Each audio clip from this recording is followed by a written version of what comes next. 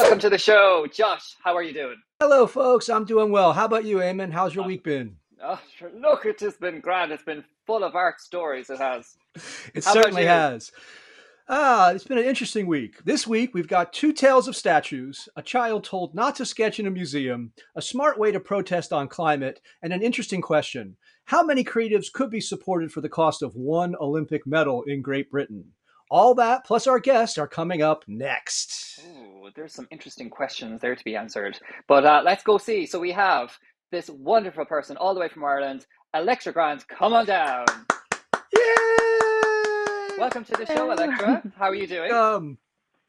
Good. Thank you so much for having me. You're welcome. We waste no time Thanks for here. being here. We're going to get straight into it, Electra, and we will talk about your work and about all your practice and everything at the end of the show. But for now, Josh, where are we heading to first? So we are heading to Georgia first. I don't know how many people are aware of the history of the monuments put up by the Confederacy. These were the folks who lost the Civil War in the United States back in the mid 19th century. Back in the early 20th century, a group called the Daughters of the Confederacy paid to put up all kinds of monuments to the Confederacy throughout the South. And these obviously are really ways of celebrating a kind of myth about somehow that they have a lost cause, and it really wasn't about, trying to own other people, and really it was states' rights. And there's all kinds of mishigas that people come up with to kind of excuse what actually happened, right?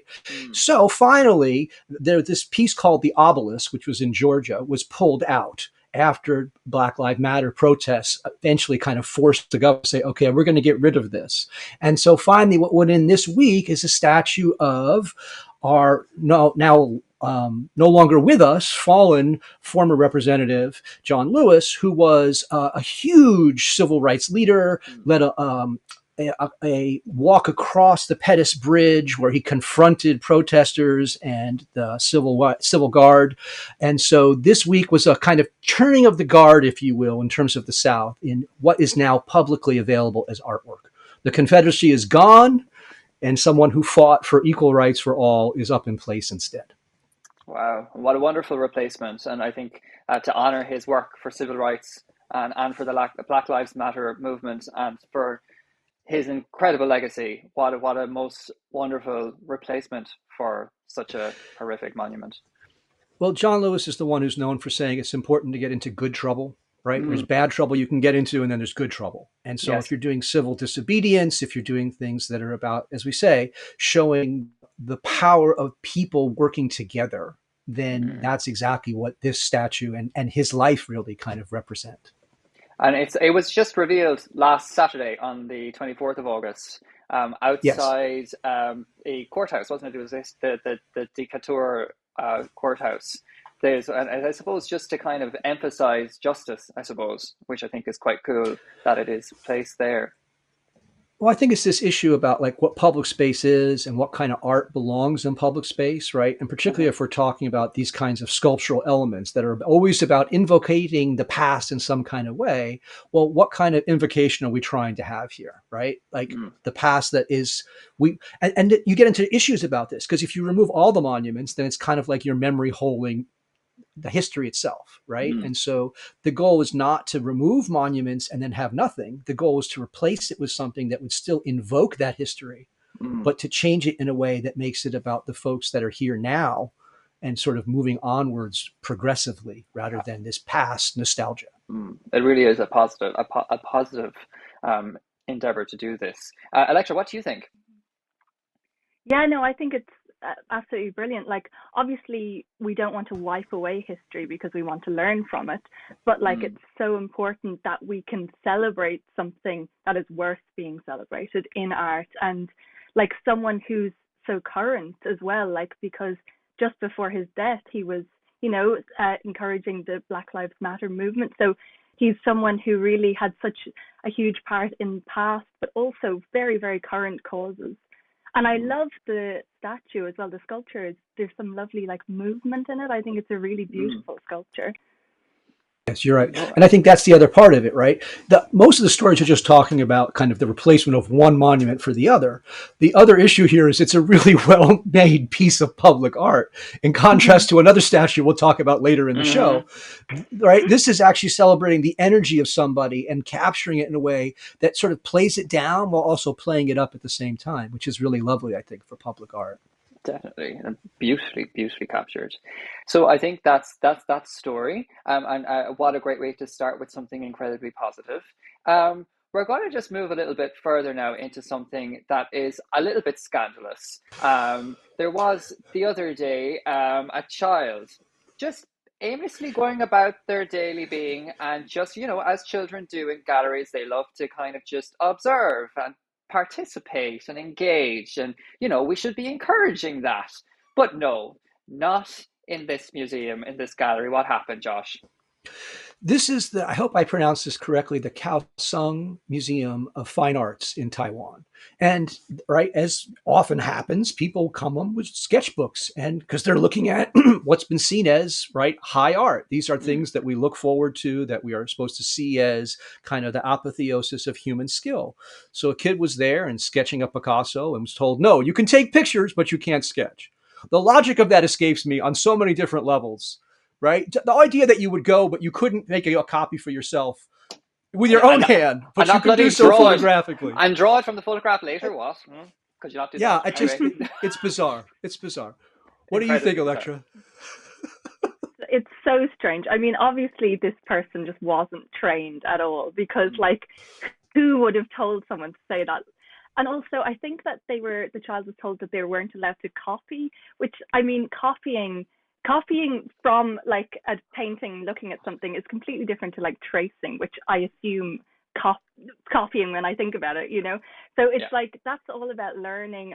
It's just ridiculous. But like, I hope it was this person's first day and they just did not know what they were doing. Like, well, I mean, I know people that have trained at the Beijing school. And so the goal there is actually to be able to copy perfectly. That is one of the outcomes they look for from their BFA students, right? And so, again, even if you were going to say that somehow copying was bad, when there's this whole school for hundreds of years of Asian painters, like, that's exactly what you try to do. It's just the whole thing is very strange to me. It just comes back to this whole thing of why galleries should be more accessible, and like, why is this museum doing such stupid things? It's so condescending and it's so awful.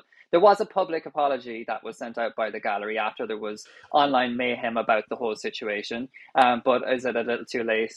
Probably. But hopefully it will open up the eyes to galleries around the world now to say, hey, look, this is okay. We can allow kids to draw pictures and encourage them to participate in art and art practice. Like, come on.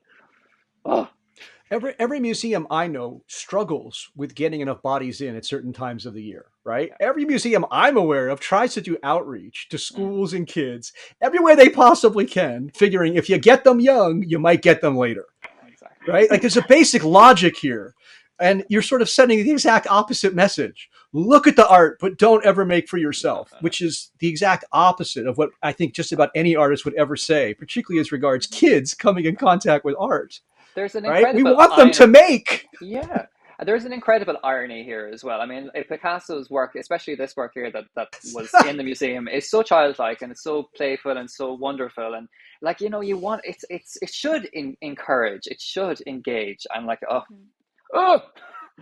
I'm raged. Well, again, the irony that it's Cubism, which itself is copying from other art forms in Africa that Picasso was exposed to, right? So copy, but don't copy, but it's okay to copy. It's just, you start to get in these twisted Gordian knots of illogic. It just doesn't make sense. Yeah. We welcome people to go to gallery spaces. Any space, just go in the door, look at the art, enjoy it, draw a picture of it if you like. Yes. It's not like they were even drawing, if they were doing something with a crayon on the floor or something and destroying the gallery space, it was on an iPad. So there was going to be no destruction to the actual gallery space. I'm raging. Anyway, I think we should move. And if anything, just to finish up, if anything, I want you to draw and make your own copy, right? Yes. Don't take a selfie. I cannot stand when people go to places and just sit there and take selfies of themselves with the artwork, because they don't actually see the art.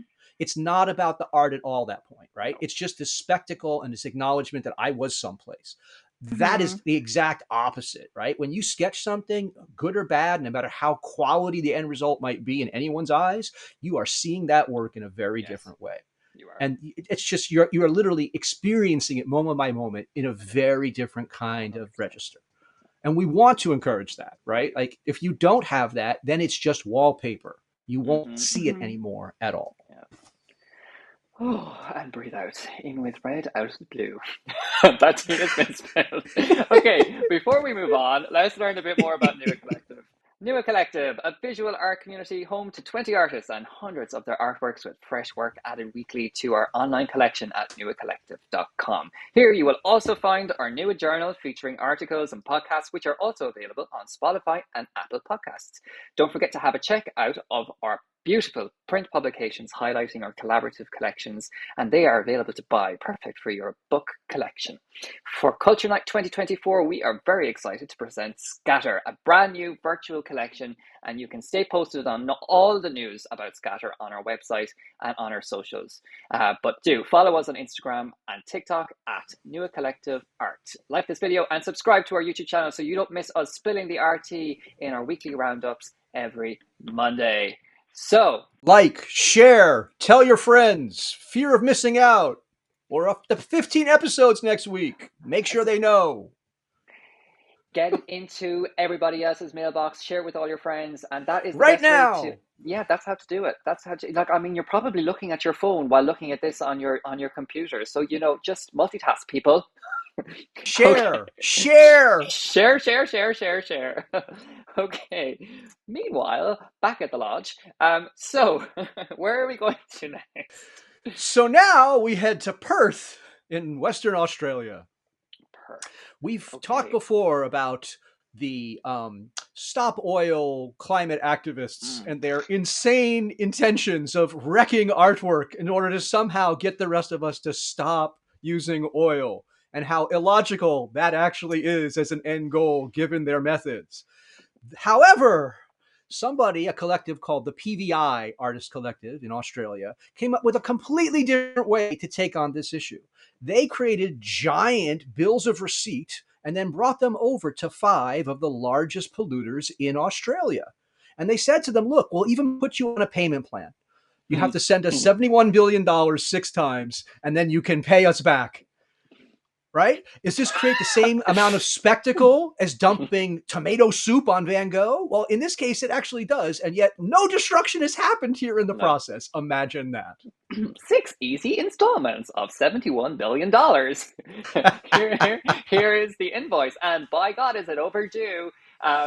It is just like, I think what's really great about this is the humor. And the fact that what we've seen before on the podcast is all of the aggression that has been done in this artivism, that a wonderful coined term by our fellow collective member, Katrina Jakuma. And it's just great to see that, you know, there was no one harmed in the making of this activism. But yet we get a point very clearly across. And, you know, we are proven, or they are proving, that this is worth pursuing, and this is worth trying to say something, and say something loud. What do you think, as Electra? An artist way? Yeah, absolutely. Yeah, absolutely. Yeah. No, I love this. I think this is brilliant because, yeah, it's like drawing attention in all the right ways and using humor instead of, like, you know, with the soup and everything. It's only drawing anger towards the people. It's not bringing the message at all. So I thought this was really clever, and yeah, very funny. Well, their invoice has been received, and let's hope that they actually make the payment. Yes, so far as I know, there's been no response from the companies. They haven't been like, there's a check in the mail. I don't think that that's actually taken place. Well, it has made headlines. They've made their point. That tea has been spilled. So, moving on now to a little bit more controversy with what has just finished. We've just finished with the Olympics in Paris, but over in the UK, there's been major cuts to arts funding. I think it was almost 40%. Almost 40% cuts. It was, a crazy amount of money that has been cut in Arts Council funding in the UK. But, however, the UK are still able to afford approximately £4 million per medal won. Josh, where are we at? So yeah, I actually did some research on this because the articles that were out were not giving a complete picture about this, right? The UK for all, and this is not just Great Britain, but the UK spends approximately 1.5 billion pounds each year on what they call the creative endeavors, right? Which can be all kinds of things. Sometimes it's putting out money that goes directly to artists, but it's also when they spend on things for a national production of something, right? Like, so that's all that money. That brings back, however, $110 billion in investment by people spending because of those various artistic activities, right? So just think about the return on that investment is hundreds of billions of dollars in reverse. Yeah, it's at least 100 to 1.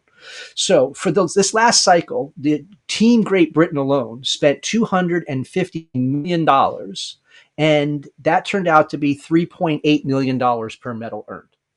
That's correct. And so the question here is that a value in terms of return on investment that we want to keep supporting? And obviously in the US, the numbers are considerably higher than that. I mean, we're talking billions of dollars easily every year. Yeah. So the issue is knowing that sport also has plenty of return, right? I mean, if the arts have 110 billion, I guarantee that sport probably has at least that much return because of how important it is in the UK and Great Britain on all different levels. But is that a good way to spend public money? Because it's coming from the lottery. I mean, you look at it in terms of employment and what, like, for example, there was a really good example that I found in researching this, where the Royal Opera House, which employs about 1,000 people in staff members, and more freelancers on top of that, and they do how many performances per year, and they engage how many people economically in that regard as well, in so far as like merch and shops, local economies and all that kind of stuff, you know, and the amount of potential that brings in financially is huge, whereas this is a one-off event. Now I know like these sports people are training all their lives, and they have, you know, they are like at the top part of their career, but so too would be a production at the Royal Opera House, you know, that would be at the top of its game. That's where they triumph. So why is it not honored at the same level, at the same value? Well, I mean, the ultimate answer to that is we live in a society of spectacle, and a society of spectacle that celebrates youth and power and energy. And an opera singer is not going to present the same kind of image as someone who's got 4 gold medals around his or her neck. Yeah. And also, I suppose it goes to show that what's under the most scrutiny gets the most funding. So something that's not deemed as important and is not seen, not watched by the world as much, is like, well, you know, it can be neglected and go under the radar. To me, what I find most interesting about this, because I don't think it's a necessarily fair apples to orange kind of comparison, right? Like sport functions one way and the arts function a different way, but there's such difficulty getting just basic support for artists, right? £1,000 a month creates this huge hubbub because 1,000 people might get that kind of support. And yet no one blinks an eye at how many athletes need that kind of money. And we all know that most of them are not going to make it to the top, right? It's just number one, it's not going to happen, but you have to have a certain amount of support, a certain amount of tiers that lead up from amateur all the way through. And so every country does this, right? We fund all of that kind of stuff, and we're directly making sure those people have money. We don't do that with artists in most situations, right? It's a rare scheme that puts money directly into artists' hands that allows them to do the work of being an artist instead of having to have a job.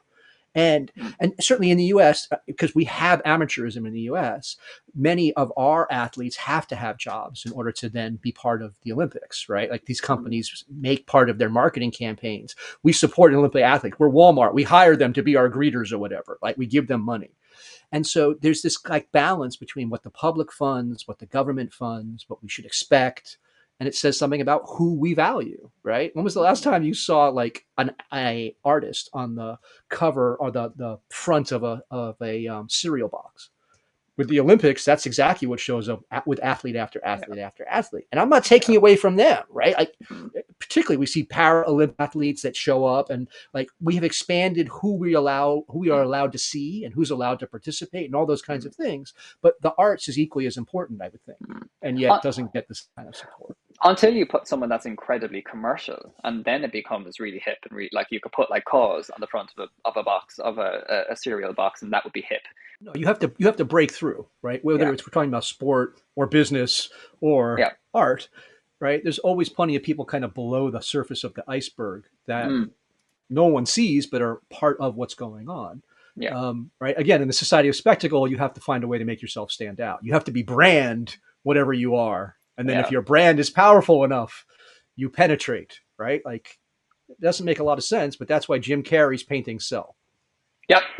That's why Michael Jackson's paintings sell. Oh, okay. Oh, dear.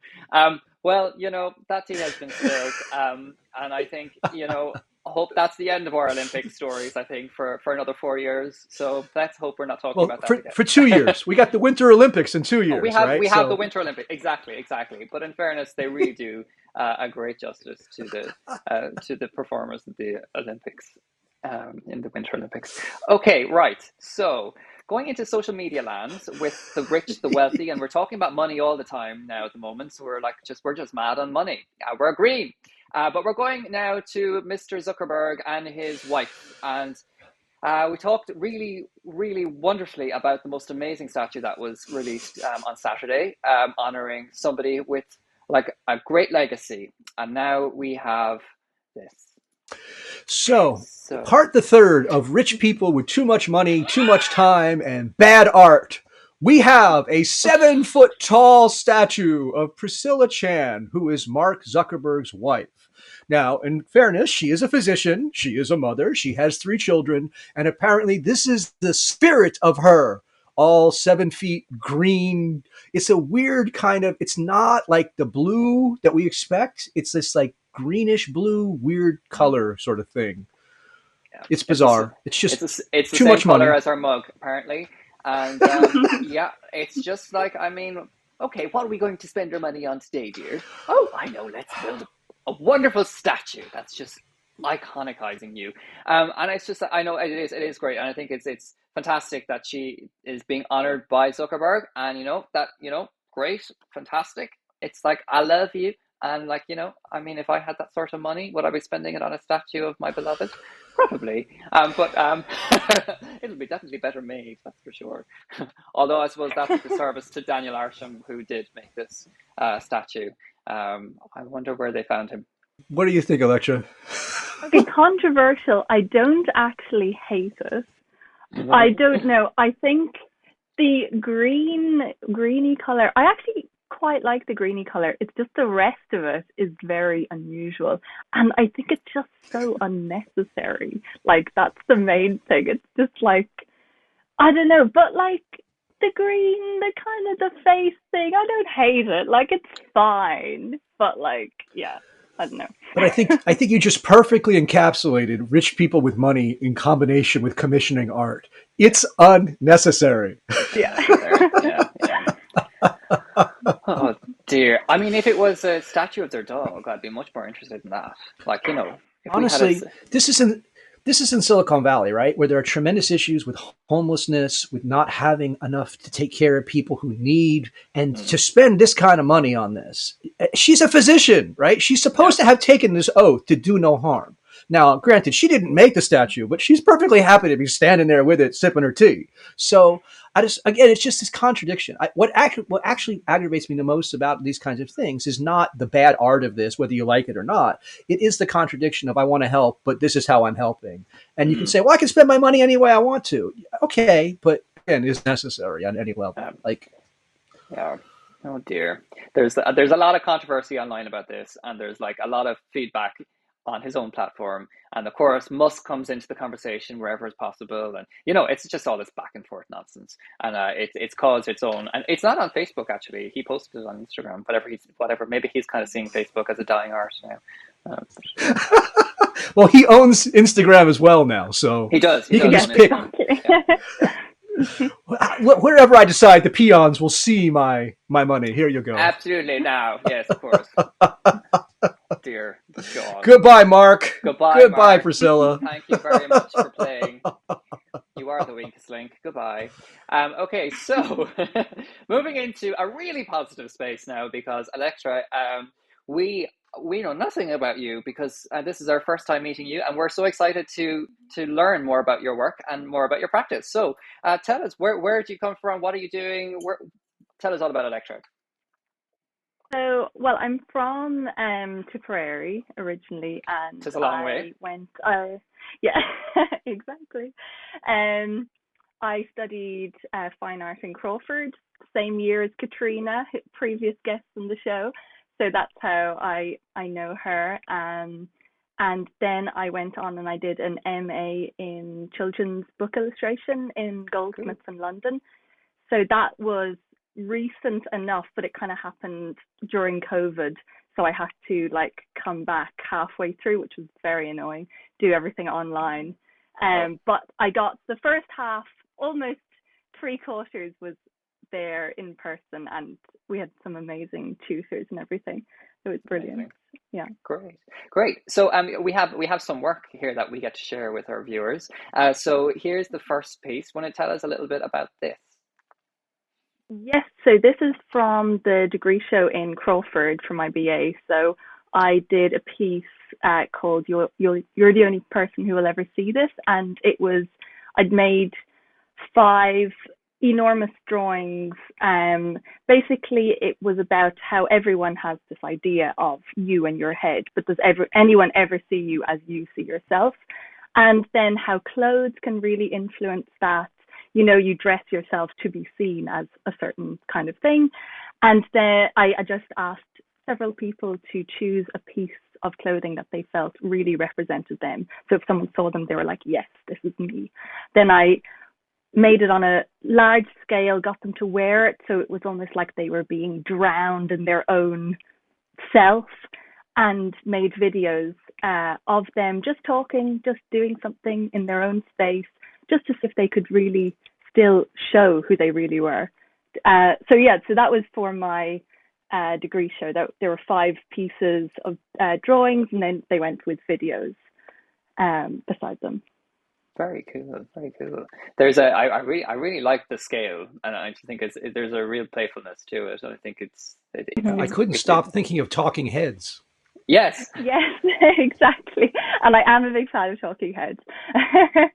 And I do, yes, I love kind of absurdism and like playfulness, and I suppose that's why I went into children's book illustrations. I do love kind of the childlike view of the world and everything like that.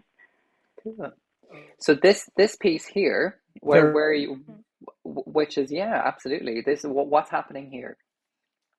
This is, so as part of my MA in children's book illustration, we had to make 2 books, and this was from a non-worded book where it was only the images told the story. So this is actually the final page, but this was when I was back home. So I was in my mother's house. I was trying to get like inspiration, went into her polytunnel, everything was growing, and I was like, okay, here I have my story. So it just kind of followed the plants as they were growing slowly, kind of getting a little bit more magical, maybe not quite realistic. You can see the colors.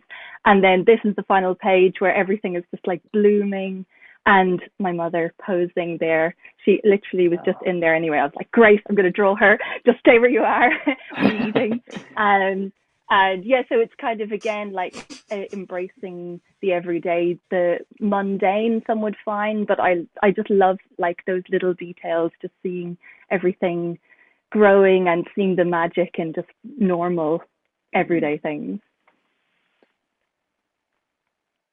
Yeah, definitely. And I think there's like it does really evoke magic. I think, as you said, that it was that was, I could really resonate with that feeling. And also it's just like, is that like a butterfly in the middle? Is it, it's kind of like, or is it, or maybe that's just my imagination? Those are just leaves that have become slightly more unusual through their growing process. Yeah, it's really cool. I love it. I think it's fab. And this piece then you have here, tell us about this piece. Yes, so this is actually from a play that is yet to be performed. It's going to be part of the Dublin Fringe Festival in September, and it's Robert Power's play. Nice. He's written it. It's called A Version of Life. So it's kind of like a meta-theatrical play, and it will be running from the 12th to the 14th. If anyone wants to get a ticket, go for it. It's all on the Dublin Fringe website. But yes, this was a poster that I was commissioned to do as part of it. And it's just, again, kind of like the everyday, that meta thing, which is very popular like at the moment. And I love everything meta. So yeah, so I'm really on board with this. Amazing. It's great to see your work is kind of going across many different areas, and I suppose it's kind of like something we spoke about before, where we kind of all have to hustle a little bit in order to kind of sustain ourselves as artists, and what a really great way to do that. It's great to see. How did you land that commission? Well, I know him. We won't mention See, that. folks, it's always who you know. Absolutely. Well, the thing is, if it's in the Dublin Fringe Festival, there will be lots of other theatre producers that will see it. So hopefully it's the start of more theatrical commissions for you, which is great. It's really cool. Amazing. Electra, it's been absolutely amazing having you on the show and learning about your work. Lovely. And thank you very much. It's been really super. Thank you so much for having me. You're welcome. But unfortunately, that's all we have time for today. And we hope you've enjoyed spilling the RT with us.